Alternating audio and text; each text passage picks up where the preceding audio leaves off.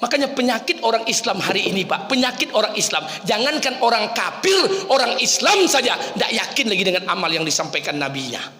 Ini penyakit orang Islam. Saya mau tanya pada ibu-ibu sekalian, mana yang lebih utama, pakai masker atau pakai masker atau pakai jilbab?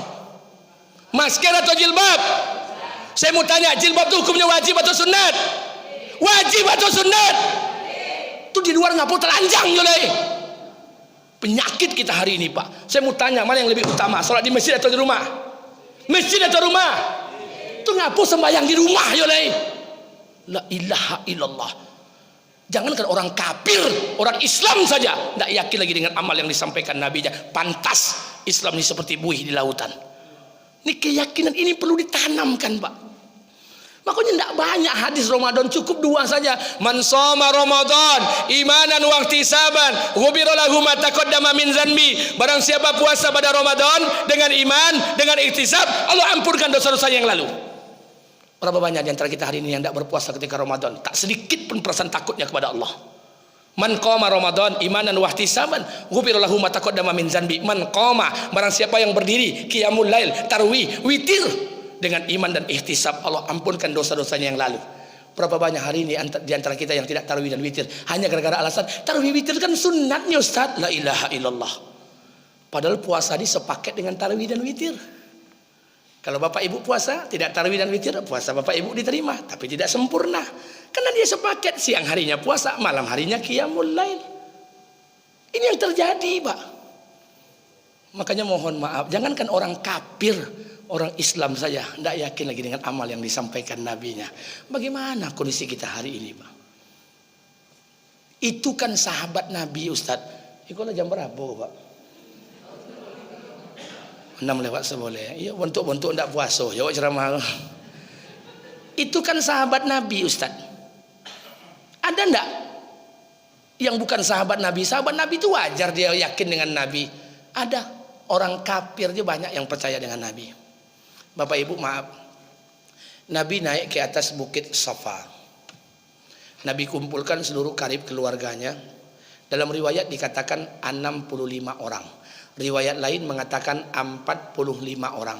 Riwayat lain mengatakan 75 orang. Dikumpulkanlah sanak famili keluarga besarnya di Mekah, di bawah bukit Safa. Nabi naik ke atas bukit Safa. Apa kata Nabi? Wahai penduduk kota Mekah, kalau seandainya aku kabarkan kepada kalian, di sebelah bukit itu ada orang yang akan datang mau membunuh kalian, apakah kalian percaya? Apa kata orang Mekah, termasuk Abu Jahal, Abu Lahab di bawahnya? Ya Muhammad, engkau tu al-amin, orang yang dapat dipercaya. Engkaulah satu-satunya manusia di kota Mekah ini yang mulai lahir sampai sekarang, engkaulah manusia yang tidak pernah berdusta. Itu Nabi awak Pak, tidak pernah berdusta, tidak sama awak bantu soleh mengicu je kau jawab tiap hari katanya. Pandai lu minta surga Firdaus, tidak bau tak awak kata. Nabi kita tu manusia tidak pernah bohong. La ilaha illallah. Apa kata Nabi? Kalau kalian percaya kepada aku, kata Nabi, berimanlah kalian kepada Allah. Jika tidak, akan datang azab dari akhirat yang sangat pedih kepada kalian. Ketika Nabi sudah mengajak orang Mekah beriman, yang tadinya orang Mekah percaya, berbalik tidak percaya. Yang tadinya orang kota Mekah cinta, berbalik membenci Nabi. Seluruh orang kota Mekah meninggalkan Nabi. Tinggallah Nabi seorang diri di atas bukit Safa, meneteskan air mata menangis. Di bawahnya tinggal seorang Abu Lahab. Apa kata Abu Lahab? Ya Muhammad, untuk perkara ini kan engkau kumpulkan kami di sini. Abu Lahab ini mencintai Nabi 42 tahun. Sampai-sampai Abu Lahab ini memerdekakan Suwaibah, hamba sahayanya, untuk menyenangkan keponakannya. Karena Abu Lahab ini punya 3 hubungan dengan Nabi. 1, paman Nabi. Karena ayah Nabi dengan ini adik beradik. Kita lihat nasabnya ke atas. Abdul Muthalib kakek Nabi punya bini, berapa punya bini Abdul Muthalib? Ompek. Abdul Muthalib punya bini ompek, punya anak onam boleh, 10 jantan onam batino.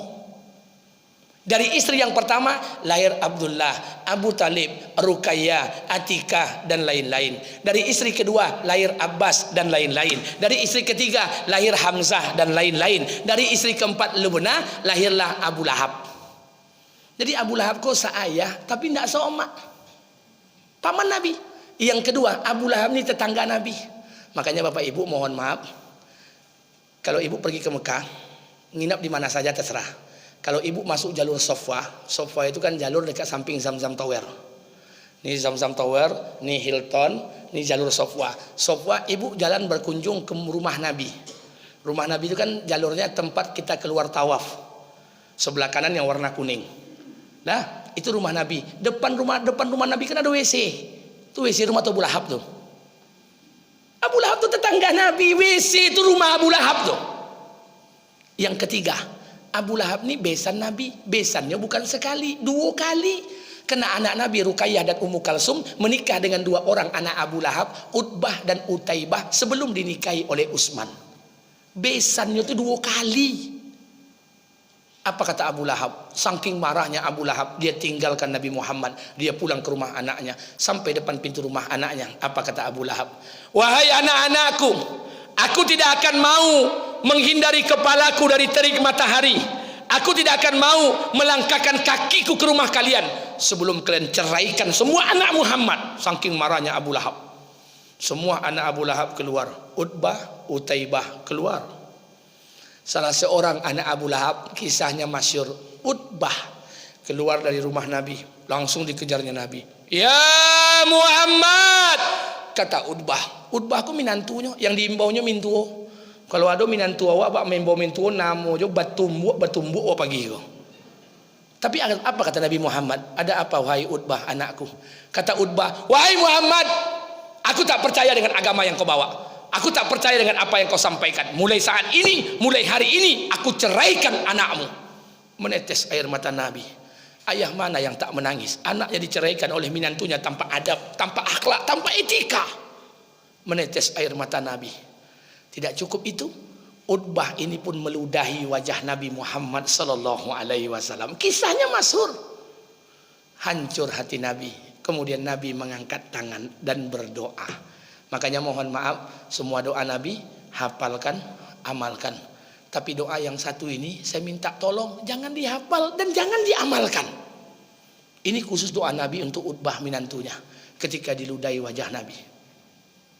Ketika diludahi itu hancur hati Nabi. Nabi mengangkat tangan dan berdoa. Apa doa Nabi? Allahumma salli ala kalban wa kilab. Ya Allah, kirimkan 1 ekor anjing dari anjing nerakamu untuk membunuh Utbah. Itu doa Nabi. Pulang Utbah ke rumah, kasih laporan dengan ayahnya. Apa kata Abu Lahab? Dari Manong, dari Tampek Muhammad. Mangang situ dan kata-katai Muhammad.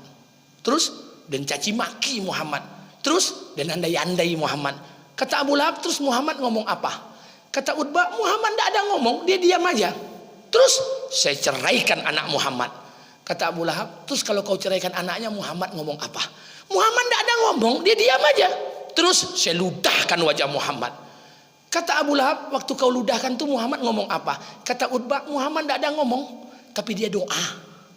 Apa doanya? Dia minta dengan Tuhannya 1 ekor anjing dari anjing neraka untuk membunuhku. Mendengar jawaban anaknya, Abu Lahab langsung nangis. Apa kata Abu Lahab? Mampu yang yuang, mampu yang. Muhammad tak pernah bohong. Coba bayangkan Pak. Abu Lahab ini Pak, dalam Quran Pak, penghuni neraka jahanam abadan. Begitu yakinnya dengan perkataan Rasulullah sallallahu alaihi wasallam.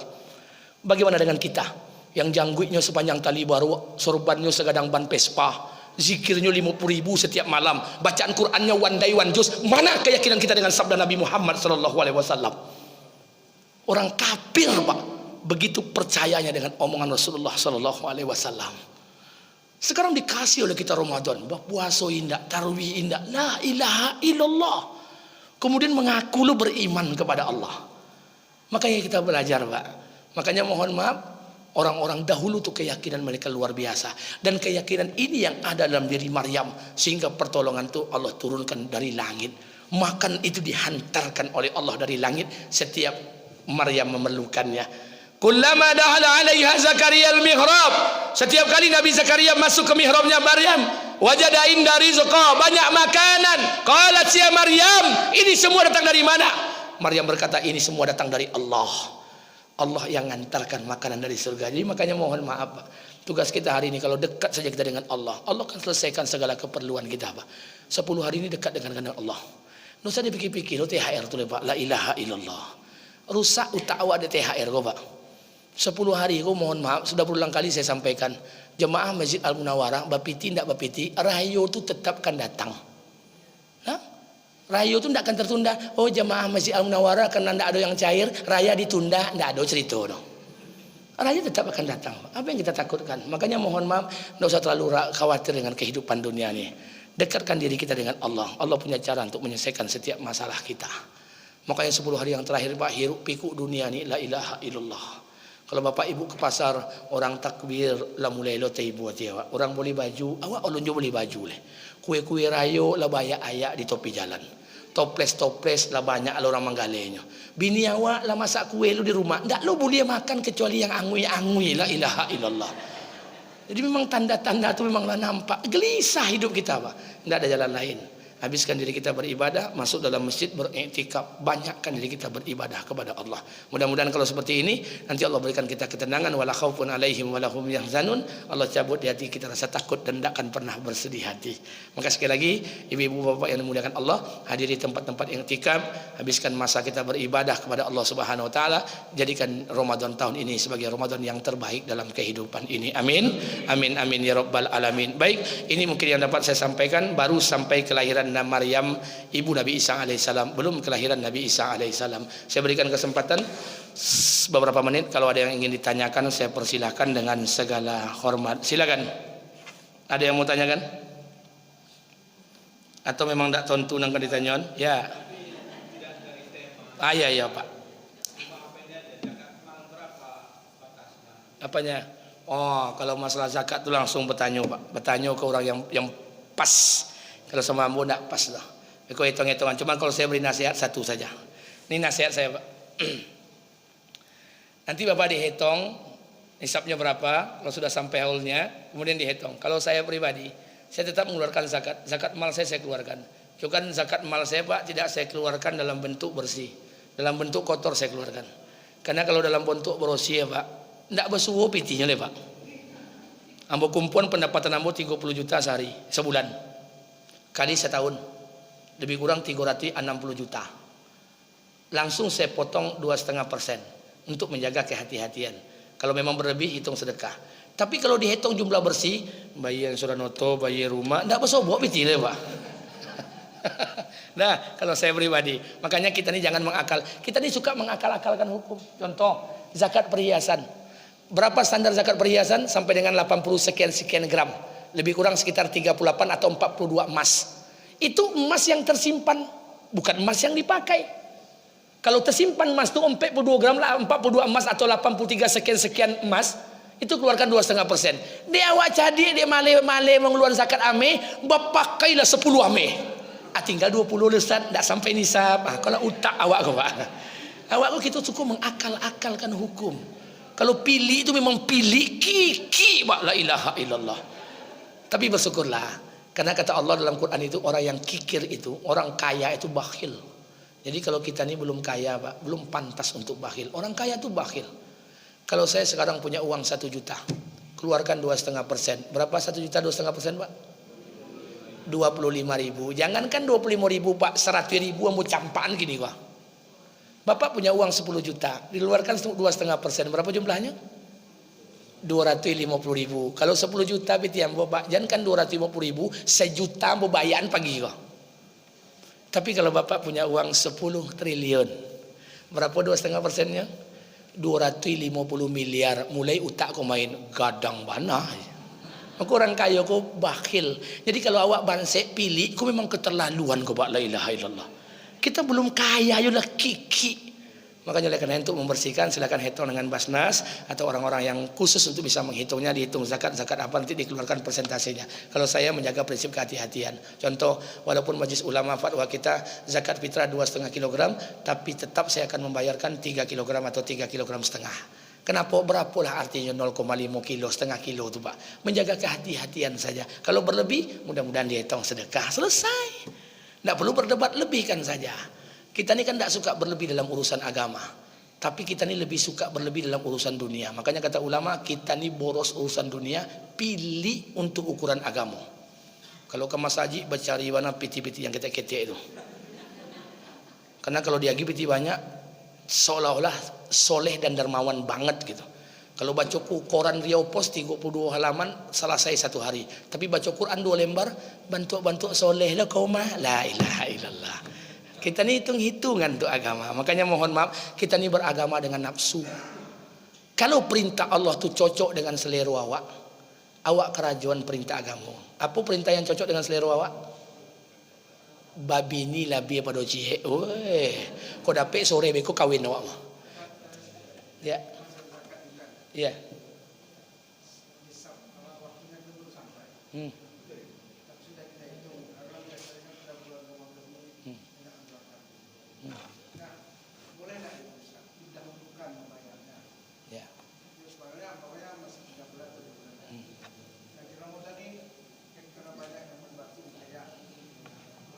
Ya, baik. Maka saya katakan, saya tidak berani mengatakan standar hukumnya apa. Konsultasikan kepada orang yang tepat, Pak. Karena mohon maaf nih hitungannya. Pertama, nisabnya belum sampai. Sama dengan pegawai negeri, Pak. Kadang gaji dipotong tiap bulan. Padahal sampai nisab oleh.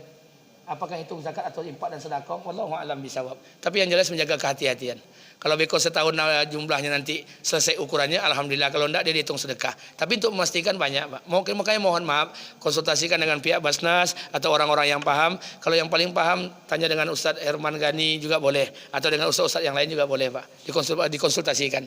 Kalau saya, ini mohon maaf, saya hanya pemahaman untuk saya amalkan saja.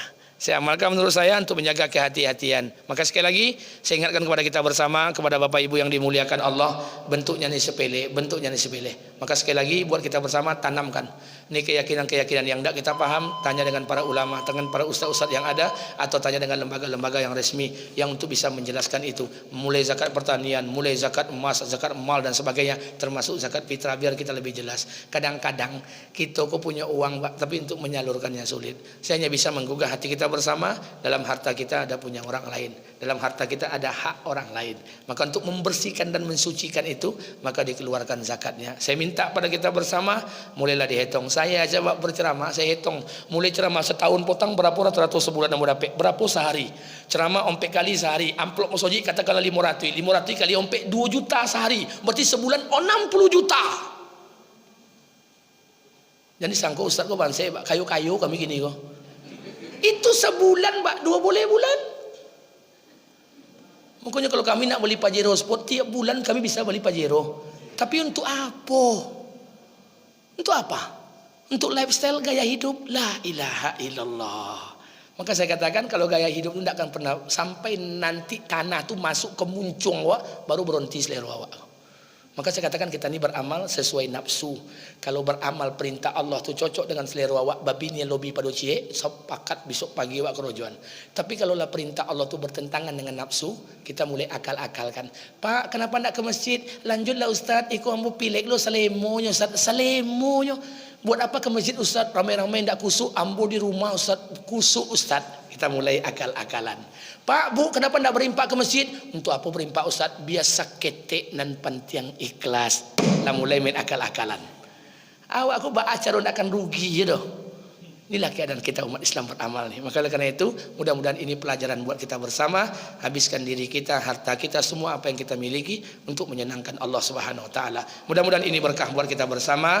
Lebih dan kurang saya mohon maaf. Subhanakallahumma bihamdika, asyhadu an la ilaha illa anta, astaghfiruka wa atubu ilaik. Assalamualaikum warahmatullahi wabarakatuh.